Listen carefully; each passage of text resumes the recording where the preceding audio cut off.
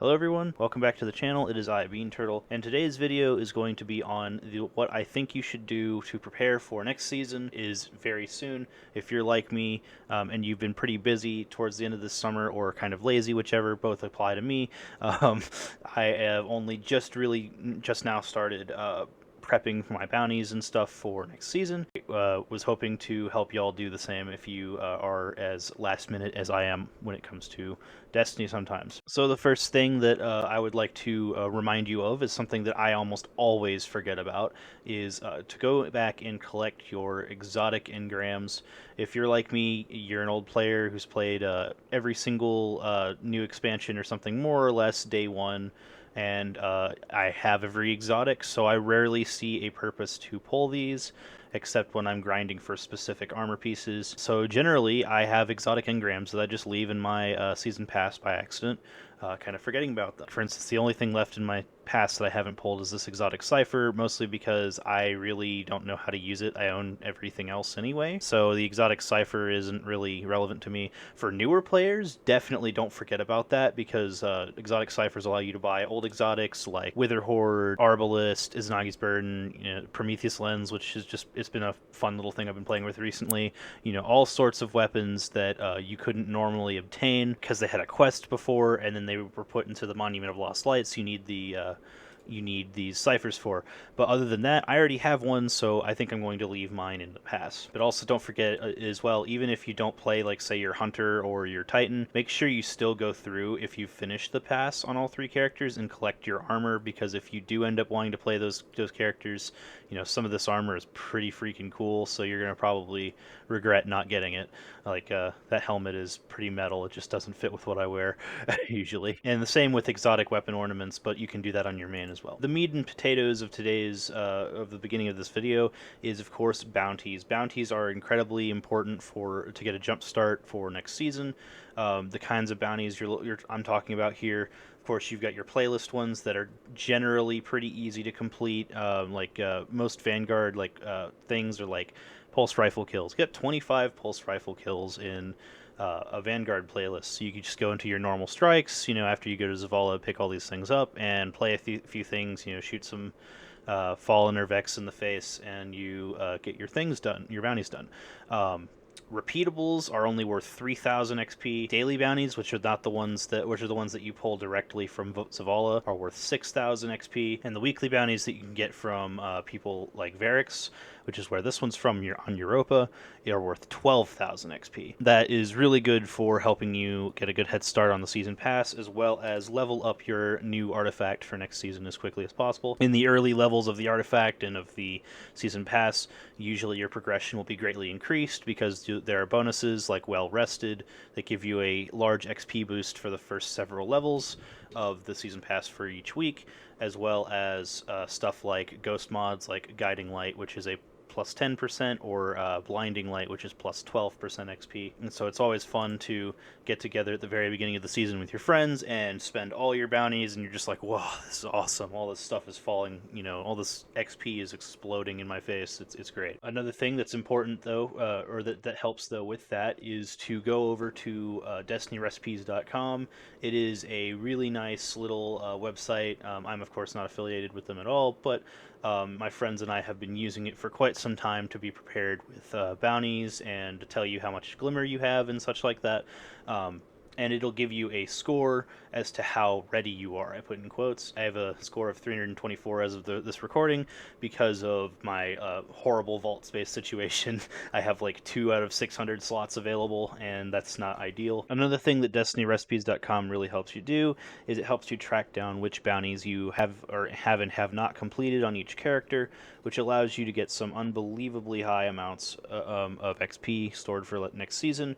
I'm pretty sure coming into either this season or the season of Witch Queen, I don't remember which, the ridiculous guide for and everything, I came in with 17 levels of XP, something like a total of 500,000 Glimmer, and a bunch of other, over 2,000 of each resource. I think it was like 3,000 each or something, because I had a lot more back then and more. So Destiny recipes really helps you facilitate that. The weekly bounties you can get on the Cosmodrome from the vendor there are each worth 12,000 XP. They're super easy to do, and like one of them is do 3 public events, and heroic events give the most efficient progress, which means you do it in 2 instead of 3. Um, Full spectrum is 25 kills with arc weapons, void weapons, and solar weapons. So that's also super easy. You can do those bounties twice per character. You can do them so you can do it a total of 3 times for 72,000 XP between those bounties alone. That is a lot. That is almost an entire season rank worth, because a season rank is worth 100,000 XP. 72,000 XP for very little effort is really nice. And then you can also do, on top of that, you can add on the Varix bounties. However, with the Europa bounties, I would stay away from the Empire Hunt one. It just always feels more grindy to me, because there usually aren't 50 enemies total for you to get precision kills on, and then you have blueberries to worry about also competing for kills. So this one just tends to be super grindy and takes way more than just the one Empire Hunt run than it's worth. So I would just do the Europa Lost Sector one. The way I do that efficiently, Europa Lost Sector bounty, of course you get it from here, come up this little area through Cadmus Ridge and do the Perdition Lost Sector like 3 times and you're done. That's it, 3 times. That's what I just did a few minutes ago, and that's another 12,000 XP to add to your account for all 3 characters. Pretty easy. Another thing you can do while you're getting those weekly Cosmodrome bounties done that are worth way more XP, you can also throw on the daily bounties for an additional 6,000 XP each, as well as he does have repeatable bounties for 3,000 each as well. The only problem is those cost a lot of Glimmer, so that is a concern if you are tight on Glimmer.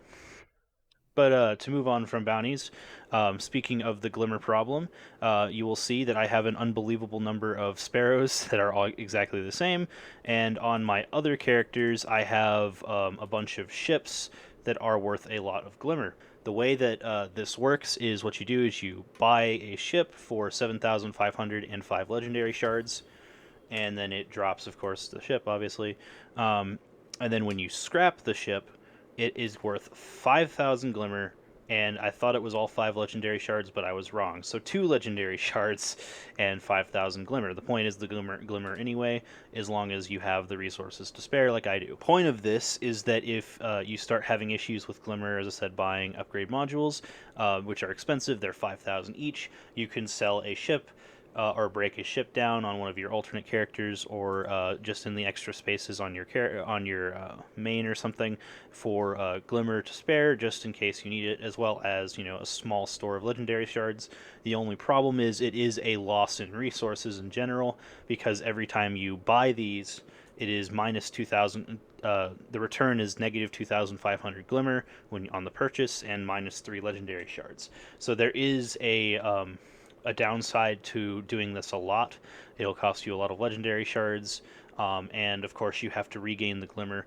But where I stand right now, according to Destiny recipes, I have 483,000 Glimmer in reserves in total. So this is a great start for getting stuff done next season, when I'm going to do a lot of infusing, going through the early leveling process. The next thing I definitely want to mention is a reminder that Arc 3.0 is coming out next season. I bet you've seen, if you follow Destiny a lot of videos from various other creators talking about the specifics of what they're updating, but they're doing all sorts of really cool things, like warlocks get to become like balls of lightning and stuff like Arc Souls, and they're changing how the supers work, and I bet they're going to buff Chaos Reach, so it's going to be crazy. So a lot of really cool things are coming to that. With that in mind, I would recommend the servers will probably be messed up for the first day, so take your favorite arc weapons and throw them into your characters, to be sure to be able to try out the new stuff with your favorite exotics and such day one, because Dim may or may not be down, or like Destiny Item Manager, or all sorts of other things. You may have to do it the old-fashioned way at the tower, where you have to switch characters, go to the vault, drop your item, leave, switch characters again, go back to the tower, go to the vault. And so it's just much less grindy if you just have them on your character as well. And Thunderlord is actually getting changed to where now it has it'll have intrinsic overload rounds. so you can use it to take down overload champions, and I will probably use it in a few Lost Sector videos going forward because that is just so nice. And of course, it's a fun weapon. It strikes your targets with lightning, and I just haven't used it in forever, so I'll probably be throwing a I will probably be throwing one into my uh, inventory for day one. I also recommend keeping a few pieces of armor out for your various classes for Arc 3.0, but to keep this video shorter than it was going to be beforehand, I'm just going to list them out on screen for each character. I do recommend you use these, though. Some of these are really good, like Crown of Tempest is going to be insane, and Heart of Inmost Light on Titan as always, etc., etc. Another side note, if you care about titles like I do, I actually like having the titles. The Deadeye title seal, you can guild it guild it ending in 2 days for this season. I've guilded it 3 times. It's only been out for 3 seasons. It's not hard to do. A lot of these you'll probably have finished by the time you either finish Deadeye or get through most of the season. Like in crucial map weapons, defeat people with a kinetic weapon, energy weapon, and a power weapon. That's really not that difficult, and it'll probably happen by accident if you play PvP regularly. Nightfall kills without dying is not hard. It can be more challenging than others, but generally I haven't even found an issue finishing this. The grindiest ones are the 500 kills with the legendary weapon from the season. So in this case, it's 500 kills with that machine gun that Zavala gave us a while ago, or Shax, or whoever you got it from, Chain of Command, which is pretty fun. But I didn't use it much, so that took me a while. And then the other one that took me a while was Weapon Flare, which was precision blows and final blows at point blank in Gambit. Which is kind of weird. The point blank rapidly defeated, put on a glaive or a sword and it'll finish it almost instantly. And then for precision final blows, just use an SMG. The definition of point blank is kind of weird because Bungie didn't really define it. So you don't have to run around carefully shooting things like right next to you. I would just play normally and you'll get it done pretty quickly. Another thing that I want to mention, courtesy of Cammy Cakes Gaming on his channel, he actually mentioned that next season in the API, we're not sure yet, but potentially the weapons from Dares of Eternity are actually getting to be craftable. They are getting a perk refresh and an origin trait, so all the stuff you get from this chest, as well as from Dares of Eternity, are actually getting updated. So it is entirely possible that the red border weapons that we have from this season are or are not able to help us craft them in the future. We don't know. So, in theory, weapons like the Matador 64 and other Dares of Eternity weapons will actually be craftable, so you can get some pretty nice rolls. Also, Matador happens to be Arc, so it'll work with, say, Titan and Hunter melee builds, and potentially whatever Warlocks can put together with melee abilities. But the point in this is that, in theory, you could store up engrams at Zur. I'm not sure if they go away or not after the season, like other vendors. I think Zur is different, but even though his rank resets, I think you do get to keep the engrams in here. Just don't claim them, because if you do, you'll get a drop directly as opposed to the engram. And so what you can do is you can keep this here and hope that when you claim them all next season, as you do Dares of Eternity, you will get red border versions of the Matador or the battle rifle or whatever weapon from Dares you want to farm, and you can craft them as quickly as possible at the artifact on Mars. So that would be really cool. I would love to have a crafted half-truths or something that's perhaps better than what I have. Even I'm pretty happy with the roll I've used for a very long time. What I really want is the other half, but the other half doesn't exist. I have like one of them, and it's not good, so it's unfortunate. And another thing you can do at the Star Haunts over here is you can, if you're crazy, as you're doing your Dares of Eternity, you can build up strange coins and buy these Paraversal Halls. These Paraversal Halls contain stuff like they contain potential upgrade modules, lots of treasure keys. Like you'll get drops between 1 and 3 treasure keys from a single box sometimes. Enhancement cores, blues, legendaries. Um, I think you can get exotics from them, but they're super rare. And so you can get all sorts of cool things from these little things. They cost 7 strange coins each. Um, and on average, you get, I think it's like 2 or 3 strange coins per run of Dares of Eternity, which is why I'm saying it's kind of a slow way to do it. But when I kept these before, I had like 30 of them, and they were. It was really cool to just pull legendary gear from my inventory, I guess, if that makes sense. Um, so these are a option to uh, have everything you need. And also, when next season starts, these are cheaper. These legendary engrams will drop. Because of for the new world drop weapons, you can buy these legendary engrams at the Star Horse for 3 strange coins each that allow you to open through the new world loot pool weapons. If you don't know what I mean by world loot pool weapons, I mean like first in, last out stuff like this that are like the foundry weapons or the tower legendaries that you get. So not like syncopation, even though this is a crafted weapon. The point is, it's also a weapon that drops from um, the world loot pool, and you can get stuff like that through the engrams if you're interested. And then one last thing, if you're just coming back for the last little bit of the season, um, if you haven't gone to the Helm this week, this is the last week of the season, there will be a little cinematic. I don't want to ruin it if you haven't seen it online or haven't seen it in game, but a little cinematic that you can see just by loading into the Helm and walking to about here. And after that, you go over to Zavala, and he gives you a sparrow, an exotic sparrow, and a Senate shard. I know that you don't have to do the campaign because I have a friend who hasn't even started this season's campaign, and he got the golf ball and the sparrow for free, more or less, just for being in the event space. So I think you can do the end of season event anyway. So without it, doing it as long as you own the season. You should get that. That's just a free golf ball, and golf balls are good for everything. All right, so I think that covers it. Once again, make sure that you have all your Glimmer prep done and your bounties.